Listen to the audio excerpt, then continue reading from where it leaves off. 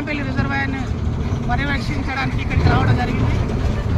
అందులో భాగంగా గత తెలంగాణ రాష్ట్రం ఏర్పడిన తర్వాత కేసీఆర్ గారి ఆధ్వర్యంలో కిష్టాంపల్లి రిజర్వాయర్ని 5.6 టీఎంసీలు దీన్ని రిజర్వాయర్ని మంజూరు చేయడం జరిగింది. అందులో భాగంగా ఈ కట్ట ఇప్పటికి సుమారుగా 7 సంవత్సరాలు అవుతుంది.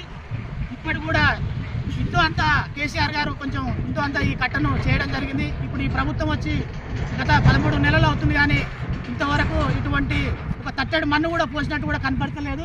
ఇప్పుడు ప్రాజెక్టులే ఇన్ని సంవత్సరాలు కడితే మరి రైతుల పరిస్థితి ఏ విధంగా ఉంటుంది? పంటలు ఎప్పుడు పండించుకుంటారు? ఇప్పుడు రైతుల పరిస్థితి చూస్తే అధ్వానంగా ఉంది. మేము ఇప్పుడు ఊర్లలో తిరగడం కూడా జరుగుతుంది. కొంతమంది రైతులను అడిగితే ఇంతవరకు రైతు భరోసా అని చెప్పింది, కానీ రేవంత్ రెడ్డి రైతు భరోసా కూడా వేయలేదని అంటున్నారు. అదేవిధంగా ప్రాజెక్టులు కంప్లీట్ అయితే మా ఇక్కడ ఇది మునుగోడు కాన్స్టిట్యున్సీకి వస్తుంది, ఇది జర దూరంగా ఉంటుంది. కాబట్టి ఈ ప్రాజెక్టుని తొందరగా కంప్లీట్ చేస్తే ఇటు ఇక్కడ ఉన్నటువంటి రైతులు సంతోషంతో పంటలు పండించుకొని మంచి ఆదాయం వనరులు కూడా సమకూర్చడం చేయడం జరుగుతుంది. కాబట్టి ఈ గత ప్రభుత్వంలో ఇంతో అంత చేయడం జరిగింది. కాబట్టి ఈ ప్రభుత్వం కూడా ప్రత్యేకమైన దృష్టి పెట్టి ఇప్పటికీ కేసీఆర్ కూడా కొంచెం ఆలస్యం చేసిన అనిపించింది. అందుకనే మిమ్మల్ని కాంగ్రెస్ పార్టీని గెలిపించడం జరిగింది కూడా ప్రజలు ఇక్కడ ఉన్న వాళ్ళు తెలియజేయడం జరుగుతుంది.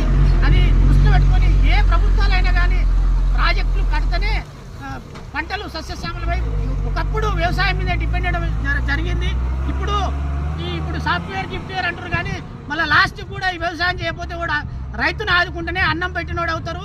కాబట్టి రైతును దేశాన్ని కాపాడినోడు దేశాన్ని కాపాడేటోళ్ళు సైనికులు ఏ విధంగా ఉంటారో రైతులు కూడా అదే విధంగా అన్నం పెట్టే రైతులను మనం తప్పనిసరిగా కాపాడాలి. కాపాడినట్టయితేనే వాళ్ళు మనం బతకాలంటే, మనం మనుగడ చెందాలంటే రైతులను ఆదుకోవాల్సిన ఆవశ్యకత ఎంతైనా అవసరం ఉంది. కాబట్టి తెలంగాణ ప్రభుత్వం రేవంత్ రెడ్డి గారు ప్రత్యేకమైన దృష్టి పెట్టి ఈ కిష్టాంపల్లి రిజర్వాయర్ను పూర్తి చేయగలని నేను కోరుతున్నాను.